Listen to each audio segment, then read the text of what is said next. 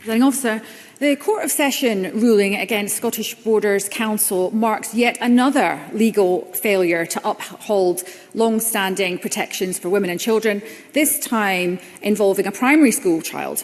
And it exposes this broader pattern of public bodies disregarding the Equality Act of 2010 and other regulations in place since 1967. The undue influence of activist lobby groups like LGBT Youth Scotland has led to policies breaching single-sex safeguards. All such policies must now be withdrawn.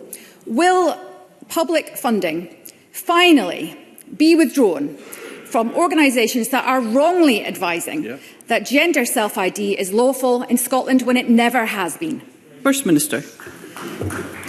Presiding Officer, throughout this whole discussion, I have made clear that the rule of law must be the central consideration of the actions of government, and that is what we will take forward in all of our judgments. I am aware of the judicial review decision that was announced by the Court of Session yesterday in relation to Scottish Borders Council. That is not a judgment that involves the government, it involves Scottish Borders Council, but of course the government will consider the issues that arise out of that as we consider all aspects of the reform of regulation that is required. Douglas Ross. This is a very straightforward question.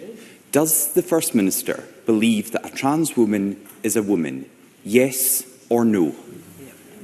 First Minister. I have set out that the Scottish Government accepts the judgment of the Supreme Court, which ruled that a woman in the Equality Act 2010 is defined by biological sex.